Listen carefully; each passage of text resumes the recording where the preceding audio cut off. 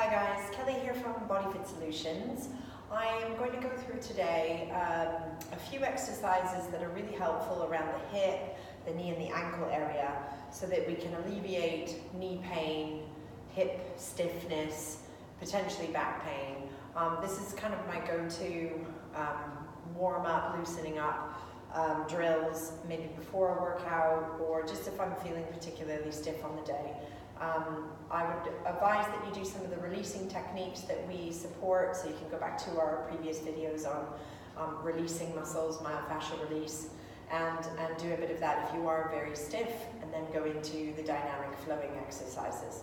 So I'm going to come down onto the knees. If you are a little bit sensitive around the knees, then you can either put some cushioning, padding under the knees, or I'll show you the options that you can still get the stretch in the hip, but you don't have to be putting pressure on your knee. Okay, so we're going to come down and have the one foot forward of the other and just start going into a gentle little sway forward and back. So what I want to find is the elastic in the front of the hip. I just want to feel, where is that give? I want to try and make sure I don't go sagging into it where there's no connection into the bum. So I want a little bit of some glute support here, okay, going forward and back. And then if you add the arm going up on that same side, that increases the stretch potential in the front of the hip. Okay, so I'm just going forward and up. Now if that's too much and the pressure on the knee is a bit too much, if you just come up to a little gentle stance here, not putting too much load, and do that same thing going up and back, potentially reaching the heel back in between so we get a calf stretch in between. So I'm bending the knee, lifting the arm up, and I'm tilting the pelvis up. So then I get the feeling of the give in the front of the hip, and it's very, very mobile, very elastic, and up. Okay, so either on your knee and back. Now, you can intensify that even more by putting your foot on the couch. Okay, now that's going to hit right down into the front of the thigh, where a lot of people have tightness, stickiness. Again, I would release a bit first, either with a tennis ball, myofascial ball, maybe a foam roller if you know how to do it correctly. Follow our videos if you don't, and then taking it out. Now for some of you that might be quite hard, just balancing on here might be enough. So just taking it there, and then I release back. And all of these exercises, 5 to 10, kind of giving, taking, give and take. Okay, and obviously do the same thing on both sides. I'm not going to show both sides today. You can pause the video, do the other side, and then resume with me for the other exercises.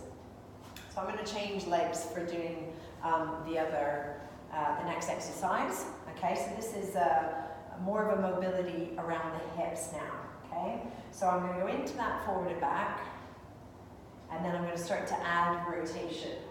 Okay, so I'm going into a little spine twist. So from the front, I'm going into rotation. So I'm slightly feeling the stretch forward, adding rotation.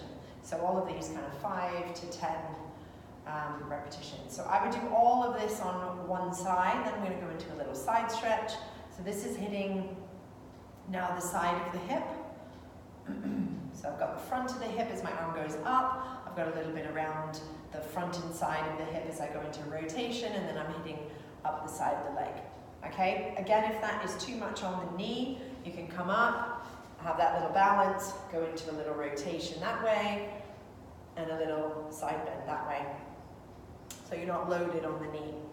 Okay, then you're going to take the leg slightly wider so that you can bring your hands down. And you're going to start to circle. Okay, now for me this really loosens off the inner thigh. Again, the front of the groin if you're quite sticky, and it also starts to bring some stretch into the back of the front leg. Okay, so my right leg is feeling that stretch, and then we're just going to go back and forward. So I'm feeling the back of the leg as I go back, and then opening the chest as I go forward. And always just going where it feels elastic. It's not going into pain. We're not going to where we're kind of wincing the face or eating a sour lemon. Okay? So back and forth. Lovely. And I'm going to turn the leg so I'm facing side. So this leg is slightly turned out. I've got the heel slightly in front of the knee, especially if you're not that flexible in the rotators of the hip, just be very careful. And now I'm really hitting the inside edge of the inner thighs. So I'm stretching into the adductor group, okay, and also maybe a little bit into the hamstring. So I like to swing a little bit here and come into a little side stretch. Swing, so I'm getting the inner thigh, and then I'm getting the inner thigh on the other side. And stretch, and up. So it's always very flowing, very dynamic. Okay, I'm not trying to hold and be static with it. I'm just trying to feel where is my elasticity.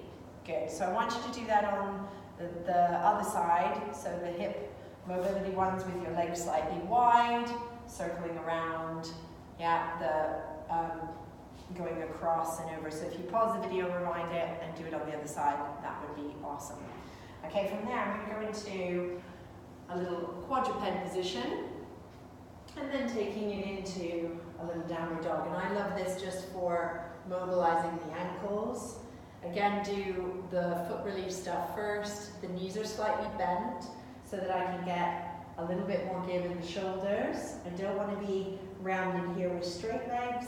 I want to be slightly bent where the heels can reach back. I can push away to that. And then alternating little heel presses. Okay, so stretching through the ankle. Now, if that's too much for the wrists, or you don't want to come from the knees and then come into the down dog, then having a bench or a low chair, you're just going to place your foot on, and you're going to have your hips nice and square, and then you're just going to tip forward and back. So, stretching. So I like to just have a little bit of range of movement in the ankle, so the ankle is lifting up, and then just coming into that nice mobility. So I'm hinging at the hip and come up, and hinging at the hip and come up. Same thing on the other side. So on the down dog that we did on the floor, I would do 5 to 10, same thing here. So I want to really feel that the bend is in the front of the hip, and then I'm slightly bringing the bottom bone back away from the heels. Again, just finding where the elastic is, and release. Good.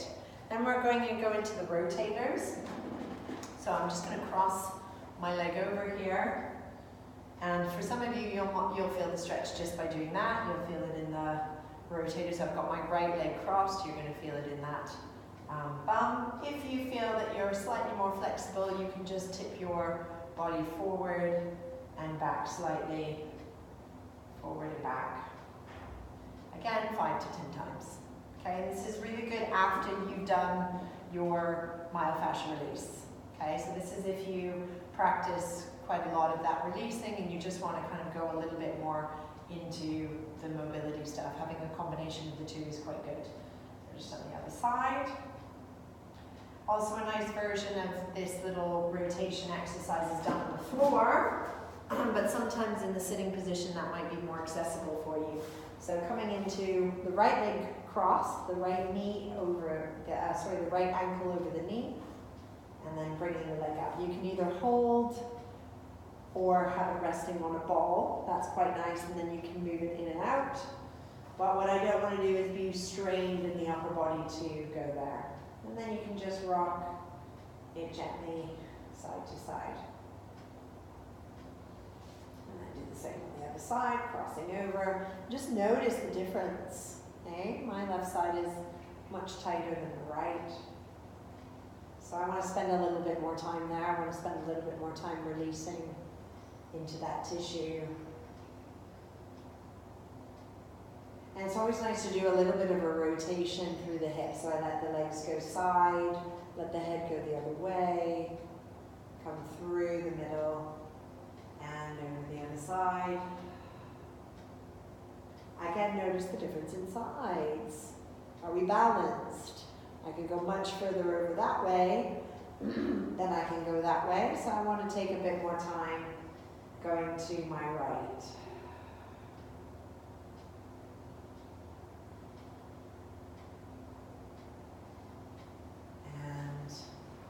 Roll yourself up. So any of these exercises, there might be certain ones that you feel are really beneficial for you, others might not be as beneficial. So go to the ones that you need. If you're very tight through the front of the hips, work on some of those hip mobility, those quadricep exercises. If you're more tight through the back of the legs, then go to the hamstring, the down dog, and some of these ones. So this is a quite nice one.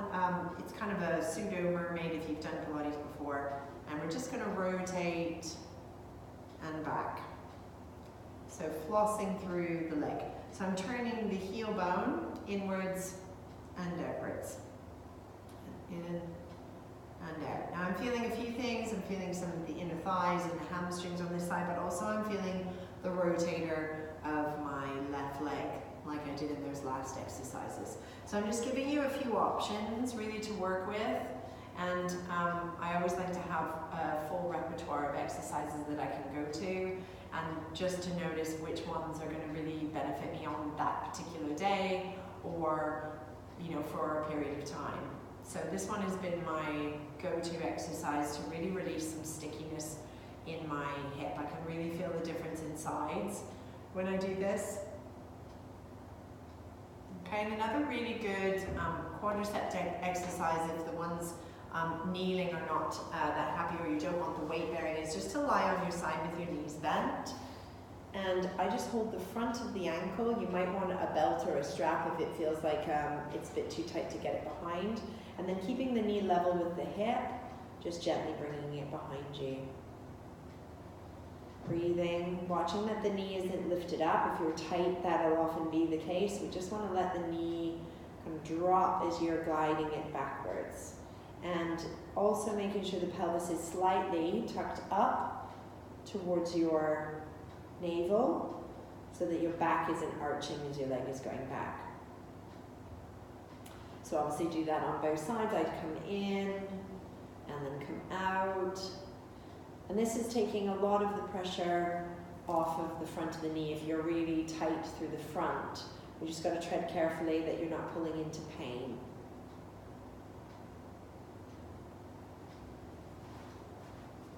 So hopefully that gives you a few ideas of how you can mobilize around the hips, the front of the thighs, back of the thighs, and all around the inner thighs. I find that quite helpful for my clients who have knee pain, hip pain, and just a general stickiness in the lower back and around the legs. What we want to get is a real fluidity in the leg joint, so that the leg can move quite freely, and we can have a stability around the pelvis and the low back. Thank you for watching, and I'll see you soon.